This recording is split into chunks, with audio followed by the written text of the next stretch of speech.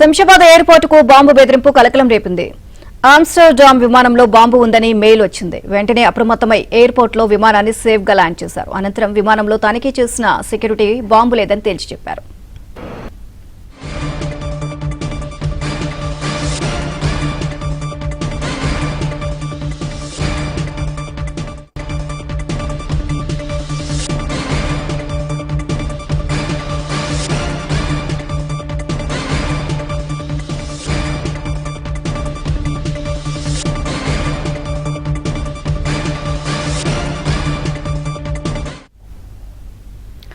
Shamshabad airport కు bomb బెదిరింపు కలకలం రేపింది.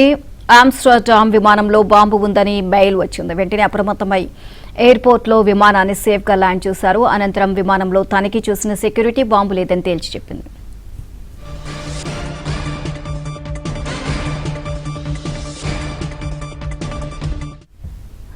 ఇదే అంశానికి సంబంధించి మరిన్ని అప్డేట్స్ మా కరెస్పాండెంట్ మణికంఠని అడిగి తెలుసుకుందాం. మణికంఠ, శంషాబాద్ ఎయిర్పోర్ట్ కి బాంబు బెదిరింపు వచ్చింది. సో దీనికి సంబంధించి పూర్తి అప్డేట్స్ ఏంటి? నిర్మా శంషాబాద్ రాజీవ్ గాంధీ ఇంటర్నేషనల్ ఎయిర్పోర్ట్ కు మరోసారి బాంబు బెదిరింపు మెయిల్ అయితే వచ్చింది. ఆమ్స్టర్డామ్ నుంచి శంషాబాద్ ఎయిర్పోర్ట్ కు వస్తున్నాం.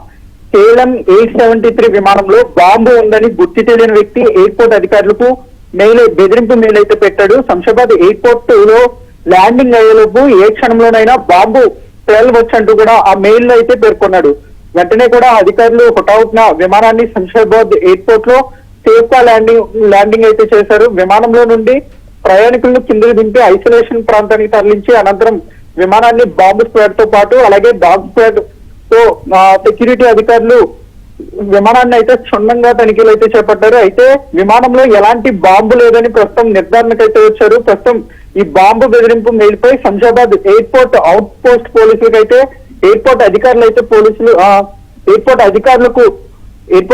అయితే పోలీసులకు ఫిర్యాదు చేశారు. ప్రస్తుతం కేసు నమోదు చేసిన పోలీసులు పూర్తి స్థాయిలో అసలు ఈ మెయిల్ ఎక్కడి నుంచి వచ్చింది, ఏ ఉద్దేశంతో ఎవరు పంపారనే దానిపై పూర్తి స్థాయిలో దర్యాప్తు అయితే చేపట్టారు. అయితే ఈ విమానంలో సుమారుగా 150 మంది ప్రయాణికులు ఉన్నట్లుగా కూడా తెలుస్తుంది. తరచుగా శంషాబాద్ ఎయిర్పోర్ట్ కు బాంబు బెదిరింపులు రావడం నిత్య కృత్యంలా మారిందని చెప్పుకోవచ్చు. దాదాపుగా అంటే జనవరి 1, 2026 నుంచి ఇప్పటి వరకు సుమారుగా 30 సార్లకు పైగా బాంబు బెదిరింపు అయితే మెయిల్స్ వచ్చాయి. తరచుగా ఇలాంటి బాంబు బెదిరింపు మెయిల్స్ రావడంతో అటు ప్రయాణికులు కావచ్చు, లేదంటే శంషాబాద్ ఎయిర్పోర్ట్ లో పనిచేస్తున్న సిబ్బంది కూడా కావచ్చు, వీళ్ళంతా కూడా భయోందోళనకు గురవుతున్న సందర్భాలు ఎక్కువగా కనిపిస్తున్నాయి. సో అసలు మెయిల్స్ ఎక్కడి నుంచి వస్తున్నాయి, ఎవరు ఏ ఉద్దేశంతో ఇవన్నీ కూడా పంపిస్తున్నారు అనే దానిపై ప్రస్తుతం ఎయిర్పోర్ట్ అధికారులు సీరియస్ గా యాక్షన్ తీసుకొని ఎక్కడి నుంచి వస్తున్నాయి అనే దానిపై కూడా ఫోకస్ చేసినట్లు తెలుస్తుంది. నీలిమా.